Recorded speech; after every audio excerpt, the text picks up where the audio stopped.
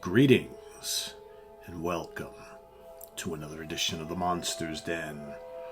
I am your host, Pete Pardo from Sea of Tranquility. This is the show where we take a look at some creepy classics from the 30s, the 40s, the 50s, 60s, 70s, 80s, up until today. Today's theme, Stephen King. A guy who's known for writing a few chilling books or two. Actually, quite a lot. He is probably my favorite author of all time. I've read so many Stephen King classics throughout my life. Continued to be absolutely amazed by his books. And not surprisingly, he is an author who's had many of his horrific tales made into films. Not all very good. Some exceptional, some pretty good. There have been some clunkers. Today we're going to look at three that I dig.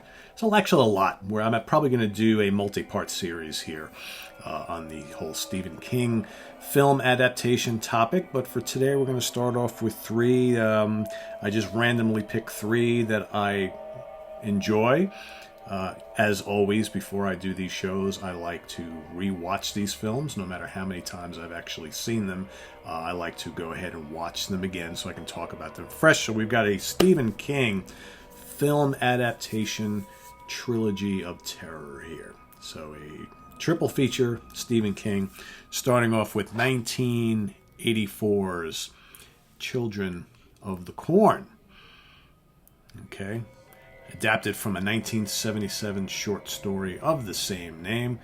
This was directed by Fritz Kirsch, starring Peter Horton from that very popular TV show 30-something, as well as Linda Hamilton, also soon to star in The Terminator.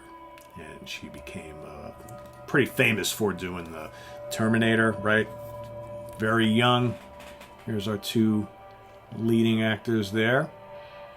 Okay, and of course you've got some pretty interesting casting choices for the children. So long and story short, so here you have a small town out in very rural Nebraska, right? This is what you would call folk horror, so to speak, right? So basically you have this cult started up by these children, okay, that they continue to pull children into the cult, and the whole idea here is to basically kill off all the adults, everyone 18 and over, in the town as sacrifices to sort of the god of the corn, right? So in other words, if we make these adult sacrifices and we only have the town run by children, this will... our crops, the corn crops, will reap, the rewards there. Sacrifices to the god of the corn, so to speak, which is actually kind of like this creature that lives under the soil, right? Kind of a strange story, but kind of works. So then you have these other two people, okay, which are stars, who are actually driving, I forget exactly where they started, but they were driving their way to Seattle, and for a job that Peter Horton's character is getting, and they wind up driving through Nebraska, through this small town. They wind up hitting this small boy in the middle of the road and running over him with their car. Okay, and this happened to be a small boy who was looking to go against this childlike cult, right? The children of the corn tried to escape, so they wind up hitting him and killing him. And little by little, they start to realize there's something going on in this town. The whole town is like abandoned. And they start seeing these children popping up all over the place. Well, the children, of course, get the idea that they're going to use these, two adults here who have stumbled onto their town as the next sacrifices, right? So that's kind of how the movie unfolds. You've got John Franklin, who plays the character of Isaac, okay, Isaac Kroner. And then you've got Courtney Gaines, who plays Malachi Boardman. Both of these are the two kind of leaders. The one, Isaac is the actual leader of all of these children. Malachi is kind of his second in command, but of course he's starting to develop he wants all the power. He thinks he's the one who should be in charge. So this kind of struggle between the two of them. Both of those young actors at the time, a tremendous job playing these two kind of evil characters, these evil child characters in this film. So, and the events unfold and what have you. It's actually a pretty well done film. As far as like the gore, a good amount of blood here in spots, but everything's kind of implied. The whole climactic scene is very, very well done. Using, very minimal special effects, but everything is very effective. Nice nighttime scene at the end. The whole climax happens at night. You've got the rows and rows and acres of corn, which adds to the whole ambience of the whole film. I think the two lead actors do a fine job. Linda Hamilton's cute as anything here in this very early role. I don't know how young she was at the time, but she was a bit of a looker back then in the day, I would say. So I dig this. I dig it. Of course, it takes the original story written by Stephen King, expands on it a little bit. And this film actually spawned a number of sequels. Don't know if I've seen any of them. I may have seen like the immediate sequel to this, but I don't think I've seen. They've done periodic ones. They've done like prequels, all sorts of stuff. Like I said, I think maybe I've seen this direct sequel to this, but as far as I'm concerned, probably only needed to be one and done. But this is pretty good. I enjoy this one. Next up, we're gonna go shoot up ahead a couple of years to 1989 for Pet Sematary. And that's the one right there. We're not talking about the 2019 remake, but the 1989 original Pet Sematary, okay, which was actually directed by Mary Lambert, based on the novel Pet Sematary by Stephen King. Stars Dale Midkiff, Denise Crosby, Blaise Berdal, Fred Gwynne. Of course, Fred Gwynne from the Munsters, Herman Munster, and Miko Hughes as the young Gage Creed, the young son, okay, here in the film. And then, of course, you've got the great cat as well, who's just as big a star as almost anybody else in this film. But anyway, you get this young couple and their two children, their young daughter, and even younger son, who moved to a new town. I believe this is in Massachusetts. Everything takes place in Massachusetts. Or maybe it's Maine. I don't even remember. It's Maine, actually. Ludlow, Maine, because the husband winds up getting a job at the university, okay, as a physician, as like the doctor, on campus. And so they move out to rural Maine, buy this old house, okay, with another old house across the street, actually owned by Fred Gwynne's character, elderly single gentleman, okay. They happen to live on this, even though it's kind of like out in the middle of nowhere, they kind of live on this really busy road. And on this road, it's like the direct pathway from this trucking company and a lot of places they go to. So there's always these big tractor trailer trucks, speeding up and down this highway. And over the years, many pets from various families who live on this road in this neighborhood have had their pets run over and killed by these trucks, by cars, and what have you on this busy roadway. So someone decided to put together a pet cemetery down in the woods, not too far from where these two houses are. So in addition to all that, so here you have this pet cemetery with all these graves and gravestones of all these beloved pets who were killed throughout the years or died on their own from old age and what have you. Okay, so that's where the families buried their pets. But also there was an old ancient Native American burial ground a ways away from there, over the hills and far away, it seems. They don't really tell you exactly how far it is from that pet cemetery spot, but it's somewhere in the area. It takes a while to walk there, up these little hills and mountains and through these forests and all that sort of stuff. And like I said, old Native American burial ground, and the story goes, if you bury your pet on the burial ground, your pet will come back to life. Okay, so Fred Gwynne's character, who's fantastic in this film, by the way, basically, once his new neighbor's cat winds up dies from frostbite, I believe. They let the cat comes and goes outside quite a bit, and while the doctor's wife and his kids are away visiting her parents for the holidays, the cat gets out one night and doesn't come back, and winds up dying, freezing to death on the neighbor Fred Gwynn's front yard. So the father's like, oh, what am I going to tell my young daughter who loves that cat? The cat's name is Church. And basically Fred Gwynn is like, well, we might have a way to get around that so you don't have to tell your daughter that her beloved cat is no longer with us. So they actually go and they bury the cat in this old burial ground. And then the next day, of course, the cat returns. Not quite the same, though. Cat's a little aggressive. Cat's a little mean. A little bit different, right? So, it's the whole be careful what you wish for type of thing, right? Because you might not always like the results. So, as the movie progresses, they think cat's a little bit different, but, they deal with it, whatever. But then the young son winds up one day when they're all out playing and having a picnic in the yard. They they're flying the kite, and they stop paying attention to the young son for a couple minutes, and he winds up wandering out to the road to go after the kite that got away. And of course, here comes a truck, and we know where this is going, right? So, of course, the father is absolutely devastated, and he thinks, well, if I brought the cat back to life by burying the cat, maybe this will work with my son. And of course, does not work out like he hopes. And this is one of those films where the whole rest of the way through, not a happy scene to be happening here. It's just totally does not turn out well for anybody. So pretty actually bleak film all the way through. But I think really effective, pretty creepy and chilling.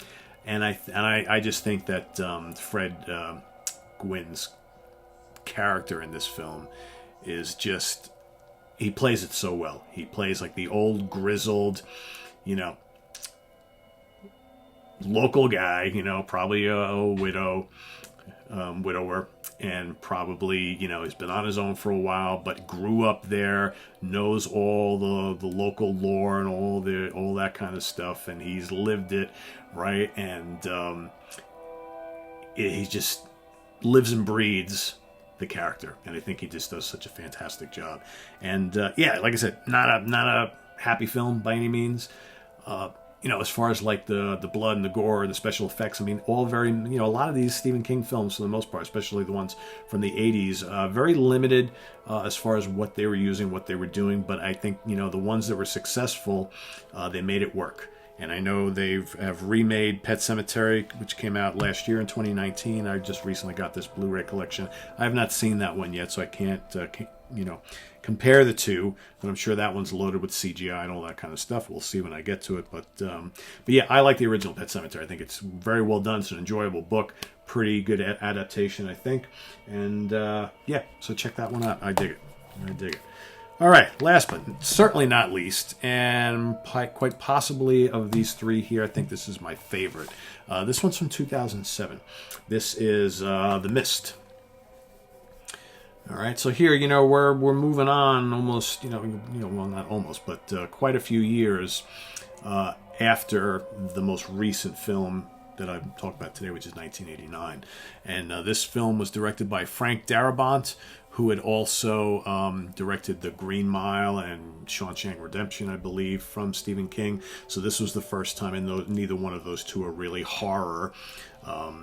Here, definitely, this is more of a horror story. Again, The Mist, based on a short story. The short story from the 1980 novella, The Mist. Okay, so this definitely horror, sci-fi, apocalyptic, all that kind of stuff. And this stars Thomas Jane. All right, we all know Thomas Jane, starred in The Punisher and countless other films.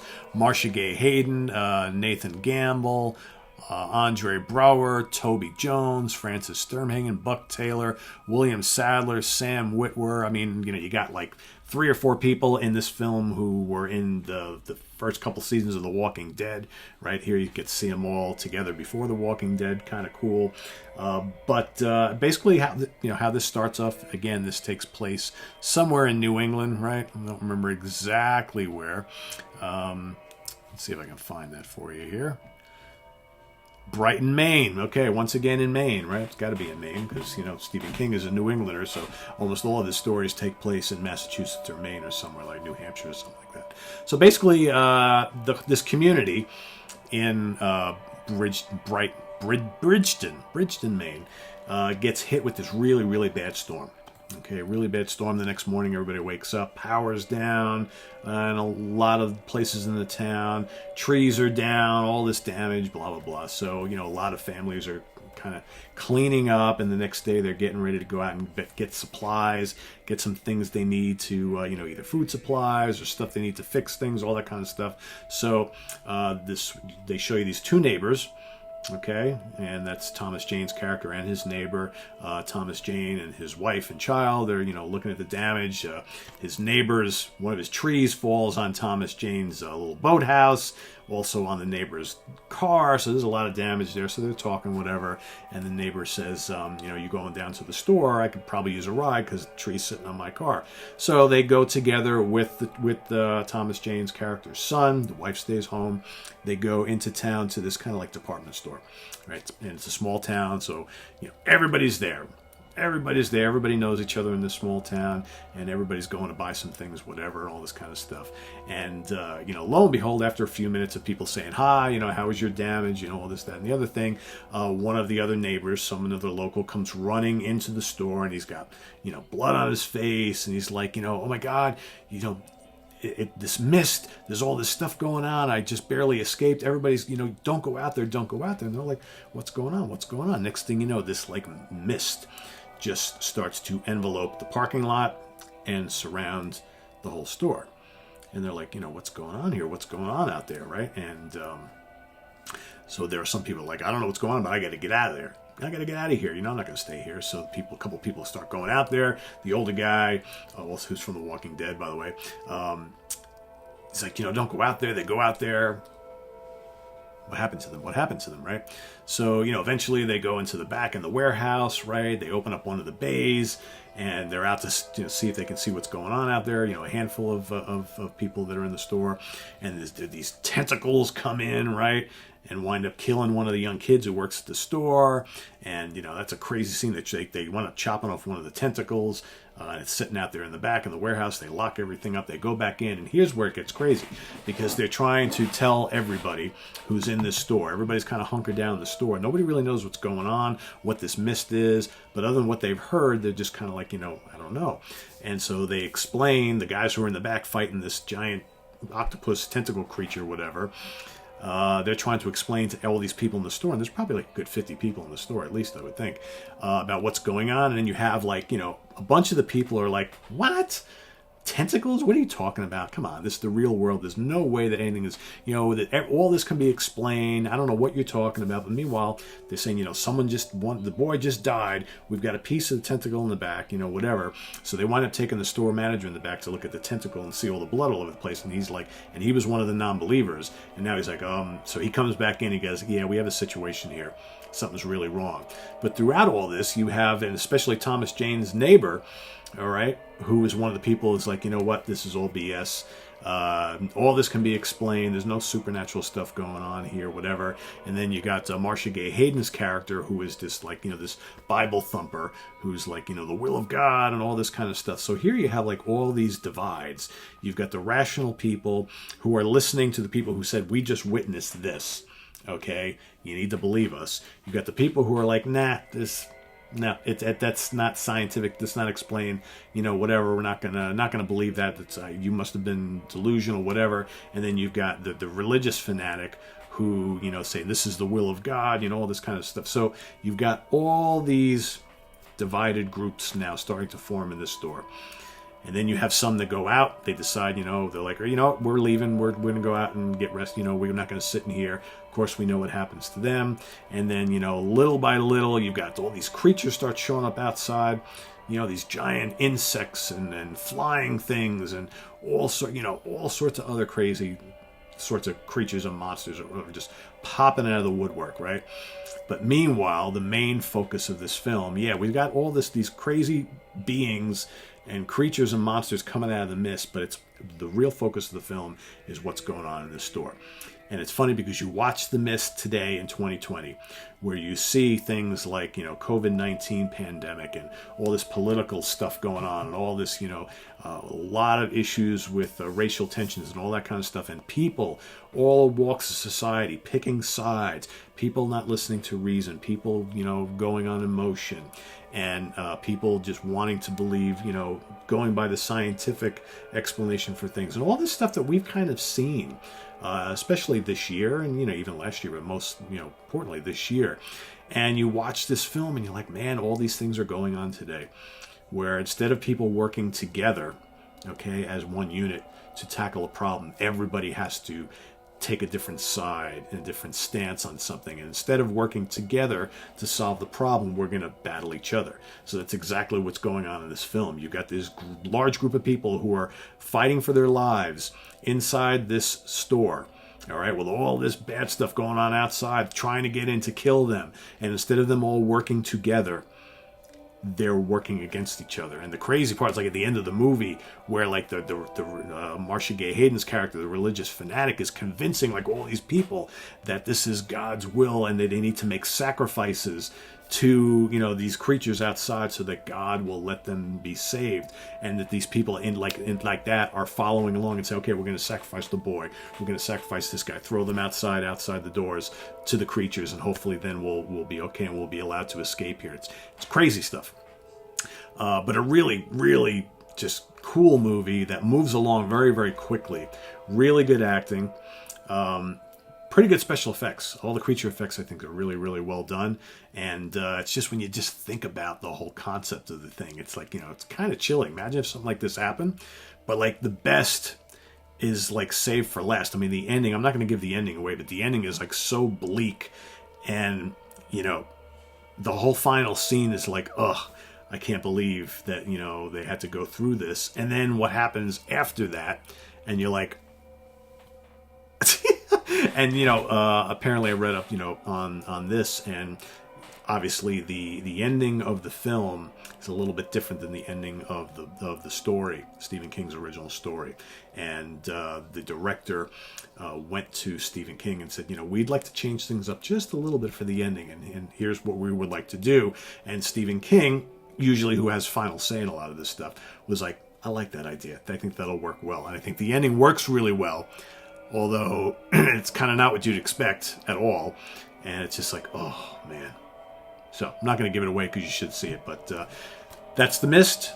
Okay. Pet Sematary, the original, right there. That's my second choice. And my first choice, Children of the Corn. So like I said, I will probably be doing more of these little Stephen King trilogy of terror film adaptation shows over the course of the next couple of weeks. So stay tuned for that here on the Monsters Den. And visit us on the web at www.seatranquility.org. We're on Facebook. We're on Twitter, of course. We're here on YouTube all the damn time. So stay tuned, like I said, for more editions of the Monsters Den, where we talk about some creepy classics that are beloved by me and hopefully by you as well. So take care, everybody.